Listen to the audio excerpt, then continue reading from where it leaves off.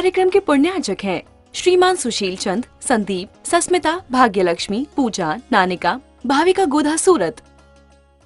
नमो सिद्धाणम नमो आयरियाणम नमो वजायाणम नमो लोये शवशावणम ऐसो पंच नमो यारो सव पाव पैणासनो मंगलाणम च सभ्येसिम परमं हवै मंगलम परमं हवै मंगलम।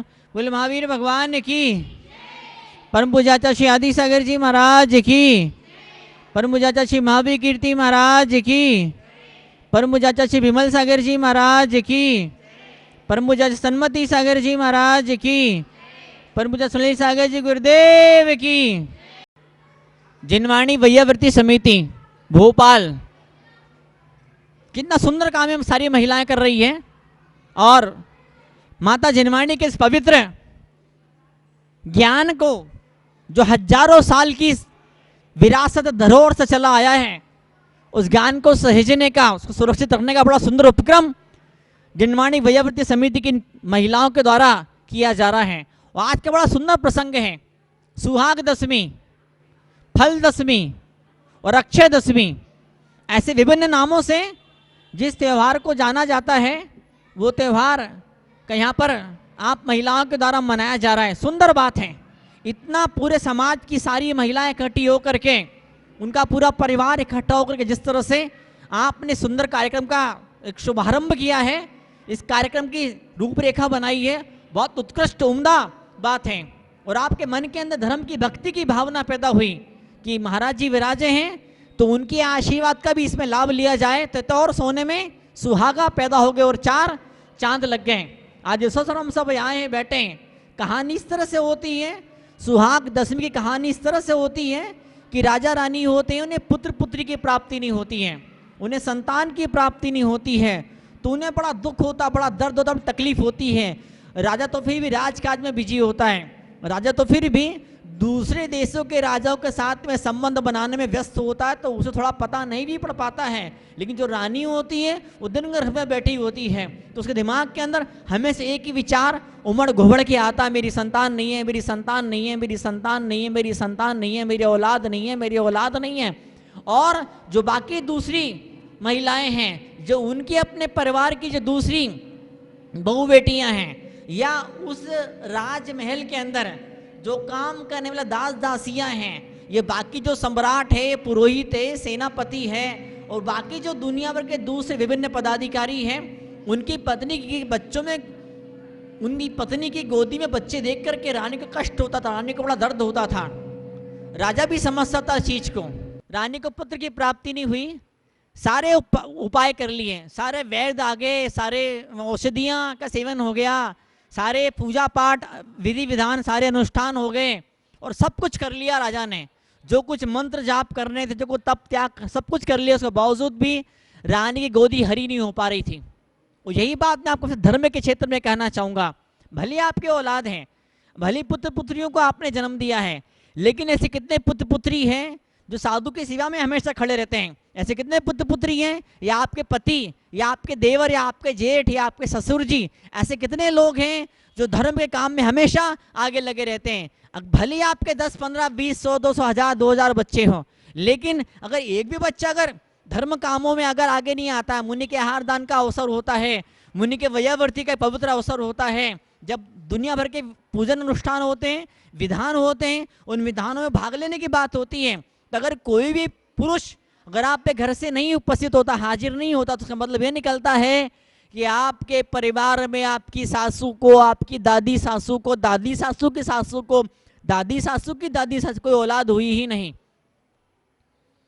बात यह होता है कि समाज सेवा के लिए, जैसे आप लोगों ने मंडल बनाया है, आपके मन के समाज सेवा की भावना पैदा हुई है, आपके मन के अंदर गुरुराजों की महाराजों की वैयावर्ती की भावना पैदा हुई है, आपके मन के अंदर वैयावर्ती महिलाएं कैसे वैयावर्ती करती है, महिला आहार दान दे के वैयावर्ती क्या करती है। अब जिनवाणी की वैयावर्ती करनी है, वो वैयावर्ती कैसे होती है, जिनवाणी की वैयावर्ती मात्र और मात्र जिनवाणी को गोंद चिपका दिया, बाइंडिंग कर दी इतने मात्र से नहीं होती हैं, उन शब्दों को पढ़ के जीवन में उतारने से जिनवाणी की वैयावृत्ति हुआ करती है। आने वाले समय के अंदर आज से 10 साल बाद, 20 साल बाद, 30 साल बाद, 40 साल बाद कौन धर्म के दायित्व का, परंपराओं का निर्वाह करेगा, कौन कौन धर्म में आगे आएगा, धर्म की विभिन्न क्रियाएं, विभिन्न क्रियाओं में कौन भाग लेगा, और इन सबसे ऊंची उठ के सबसे बड़ी बात, उस आत्मा के ध्यान के रास्ते में कौन आगे बढ़ेगा, उस आत्मा की उपलब्धि करने का मन किसका है, कौन इस बारे में पुरुषार्थ तो प्रयास करना चाहता है। तो वो सारी चीजें राजा रानी को बड़ी दिक्कत होती, बड़ी तकलीफ होती थी। इतना बड़ा साम्राज्य हमने स्थापित कर दिया है, लेकिन कोई भी ऐसा नहीं है जो उत्तराधिकारी, जो वारिस हो, जो इस देश को संभाल पाए, जो प्रजा को संभाल पाए। और साथ ही साथ इस देश के अंदर जो धार्मिक क्रियाएं चल रही है, जो पूजा पाठ हो रहे हैं, भगवान जिनेंद्र की भक्ति चल रही है, तो वो भक्ति कैसे अक्षुण्ण बराबर बनी रहे, उसके लिए सोच विचार चिंतन उसके दिमाग के अंदर पैदा होता था। योग संयोग के बाद उन्नत मुनिराज भी उस राजधानी पधार गए।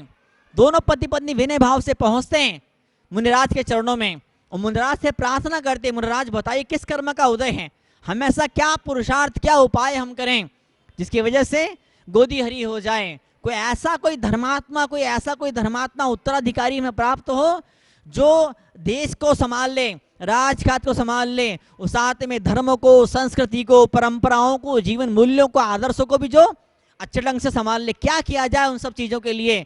तो मुनिराज, अवधिगानी मुनिराज थे, उन्होंने ध्यान लगाया और जवाब दिया कि राजन, रानी के हाथ से बहुत बड़ा पाप हुआ है। बोले क्या पाप हुआ है?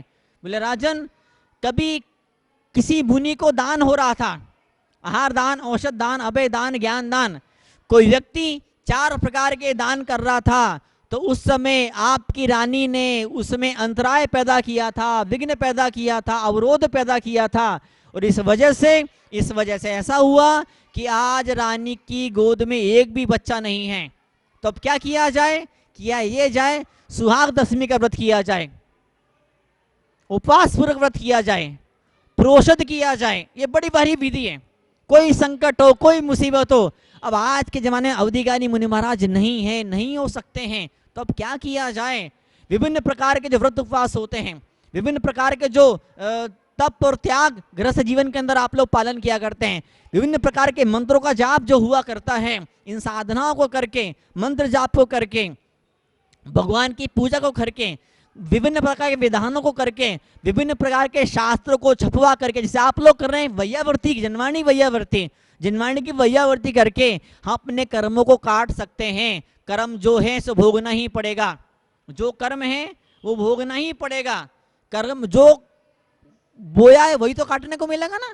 और जब अगर कर्म का उदय आ रहा है, आपसे सहन नहीं हो रहा है ऐसा, तो ऐसी मुसीबत, ऐसी तकलीफ आप झेल नहीं पा रहे, बर्दाश्त नहीं कर पा रहे हैं, सिर्फ एक तरीका है। कौन सा तरीका है? समता भाव, चुपचाप शांति के साथ मन कर्मों को झेलिए। मेरी किस्मत ऐसी है। वैष्णव परंपरा की बात कहो तो भगवान का यही मर्जी है, भगवान का यही आशीर्वाद है। और जैन धर्म की बात कहो तो जैन धर्म बोलेगा मैंने ऐसे ही कर्म किए थे, उन कर्मों का यही फल मुझे मिलने वाला है। कुल मिलाकर के जैन धर्म की बात को या हिंदू धर्म की बात को, बात तो एक ही है। कौन सी बात है?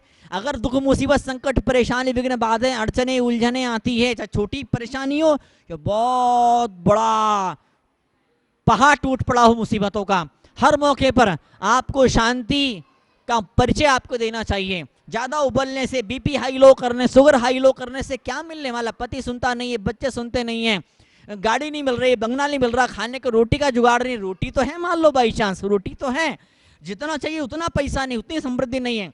कोई हम उठाई गिरे तो नहीं, सड़क छाप तो नहीं, समाज में सम्मान है, समाज में इज्जत, समाज में नाम है, लोग हमको पूछते हैं, लेकिन जितना चाहिए उतना सम्मान नहीं है। बच्चे पढ़ते नहीं हैं, या मान लो पढ़ते तो पर जितना चाहिए उतना नहीं पढ़ते हैं। अगर आपकी मन की इच्छा पूरी नहीं होती है तो बजाय रोने के, दुखी होने के, शांति का परिचय दिया जाए। जब आप शांत हो जाएंगे, आप पे कर्म अपने आप कटने लगेंगे। तो राजा रानी मुनिराज के पास में जाते हैं, वो सुहाग दशमी के उपवास की बात करते हैं। कुछ महिला धर्मात्मा ऐसी भी उपवास नहीं कर पाती, शरीर साथ नहीं देता है, तो एक आसन पूर्वक वे इस व्रत को कभी कभार कोई महिला कर भी लिया करती है। कुल मिला के मन का विश्वास होना चाहिए, जो मुसीबतें, जो संकट, जो बाधाएं हैं, भगवान जिनेंद्र के चरणों में जाने से कटने वाली है। जब भगवान के सच्चे दिल से भक्ति करेंगे, जब भगवान के राह पे चलने वाले मुनराजों के चरणों में जब सिर को हम झुकाएंगे, तो ऑटोमेटिक अपने आप हमारे सारे कर्म धीमे धीमे धीमे कटते कटते कटते कटते चले जाएंगे। एक दिन ऐसा भी आएगा, वो सारे पाप कर्म का चूमर आप बना देंगे और फिर से आपके जीवन के अंदर सुख का सूरज उगता चले जाएगा। राजा रानी ने मुनराज के शब्दों पर श्रद्धा करी, विश्वास किया, सिर्फ सुना नहीं। कई लोग सिर्फ सुन लेते हैं, कई लोग सिर्फ और सिर्फ सुनने वाला काम करते हैं। सुन लिया, ठीक है आप कह रहे हैं सही होगा, लेकिन करना किसी को नहीं है।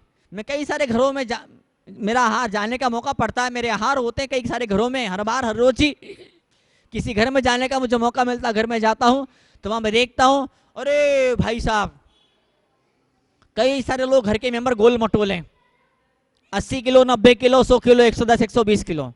घर में मशीनें लगी हुई हैं, घर में पूरे जिम की सारी मशीनें लगी, इसके बावजूद भी कोई भी इन मशीनों का उपयोग नहीं करता है। नोबडी इज डूइंग डाइटिंग, नहीं कर पाते हैं। साधन है, उसके बावजूद साधनों का आप लाभ आप नहीं ले पाते हैं। जिन मंदिर बना हुआ है, आप मंदिर जाके दर्शन पर पूजन का सौभाग्य नहीं प्राप्त कर पाते हैं। मुनिराज आए हैं, रुके हैं, चौमासा हो रहा है। कई सारे लोग ऐसे भी अभागे और दुर्भाग्यशाली होते हैं कि जो एक भी दिन एक भी ग्रास देने का सौभाग्य और पुण्य अर्जित नहीं कर पाते हैं। वे साधु की सीधा करके कर्म काटना नहीं चाहते, कर्म काट नहीं पाते हैं। वे मंत्र जाप करके, स्वाध्याय करके, तीर्थों की यात्राएं करके अपने पिछले जन्म के कर्मों के बोझे को हल्का वो लोग नहीं कर पाते हैं। पर राजा रानी इतने बुद्धिमान थे, इतने पुण्यशाली थे, मुनराज ही मिल गए, उन्हें विधि भी मिल गई, विधि समझ में भी आ गई, विधि सुन भी ली, विधि सीख भी ली और अब अमल भी करना शुरू कर दिया। रानी ने बकायदा 10 साल तक इन व्रतों को किया और फिर क्या हुआ, उसी गोद में बच्चा आ गया, खेलने लगा। ये फल है भक्ति का, महात्म्य भक्ति का। आप कुछ भी करो, आप कुछ भी करो, जाने में अनजाने में कहीं कोई पाप कर्म का बंध तो आपको हो ही जाएगा और फिर उसका फल भी आपको मिलने वाला है। कोई पाप कर्म ऐसा होता है आपको संसार में दुनिया के राहों में आगे नहीं बढ़ने देता, भौतिक ऐश्वर्य आपको प्राप्त होने नहीं देता है। कोई कर्म ऐसा भी होता है धर्म ध्यान के अवसर आपके जीवन में आते नहीं हैं और अगर आप भी जाएं तो धर्म ध्यान के अवसरों का आप लाभ और फायदा आप लोग उठा नहीं पाते हैं। आज मंगल क्षण है, पवित्र क्षण है। मैं कई सारी बार मैं कहा करता हूं, मैं ये मेरी उंगली है, ये मेरी उंगली यहाँ पर रखी हुई है, मैं चाहता ये उंगली यहाँ पे आ जाए। ये देखो मैं इस उंगली को यहाँ पर लेके आ गया। जब मैं इस उंगली को यहाँ पर लेकर के आया तो मेरी इच्छा थी मात्र ये उंगली आगे आए। मेरी इच्छा ये नहीं थी कि ये वाली या ये अंगूठा आगे आया, पूरा पंजा पूरा हाथ आगे आए। लेकिन जैसे मैं इस एक उंगली को आगे लेकर के आया तो मेरी ये तीनों उंगलियां, मेरा अंगूठा, पूरा पंजा, पूरी कलाई, पूरा हाथ का हाथ मेरा आगे आ गया। क्या मतलब इसका, ये उंगली सिर्फ इस उंगली को आगे लाने की इच्छा थी, लेकिन साथ में ये उंगलियां भी, अंगूठा भी आगे आ गया। क्यों आगे आ गया, सब जुड़ा था, कनेक्टेड था, दिल के तार जुड़े हुए थे भीतर से आपस में एक दूसरे से, इसलिए ये पूरा का पूरा हाथ आगे आ गया। यही बात मैं कहना चाहता हूं। आप धर्म की एक क्रिया में आगे आते हैं, आप जिनवाणी के वैयावर्ती करते हैं, या आप भगवान के अभिषेक के मौके पर आप दर्शन कर लाभ लेते हैं, या आप कहीं पूजा पाठ करते हैं, या आप कोई भगवान की आरती उतारते हैं, या शाम को चालीसा पढ़ते हैं, या कुछ नहीं होता है, कुछ नहीं भी होता है तो आप दर्शन करके पूरे परिवार के साथ में दर्शन करने जाते फिर वापस लौट के आ जाते हैं। आपका मात्र एक कर्म है, आपका एक छोटा सा कर्म आपके भविष्य के सुनहरे सपनों के लिए बहुत बड़ी बुनियाद और नींव साबित हो रहा है।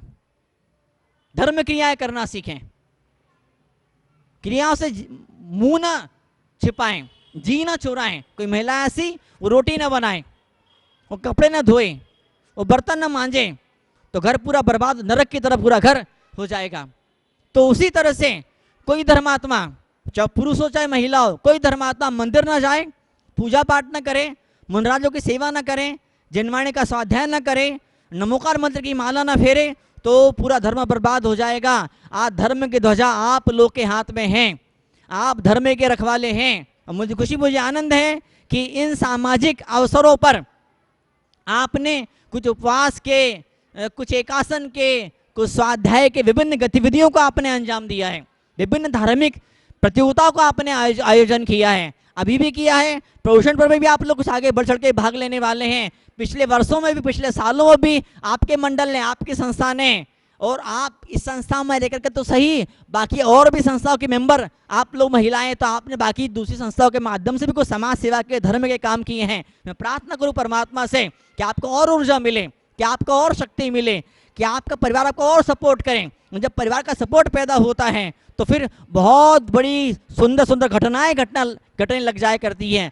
जब राजा रानी को बेटा नहीं था तो राजा रानी दुखी होती थी, राजा संबल देता था, राजा सहारा देता था, राजा आधार देता था, राजा समझाता था। और जब कभी राजा दुखी होता था तो रानी समझाती थी। ये एक धर्म होता है।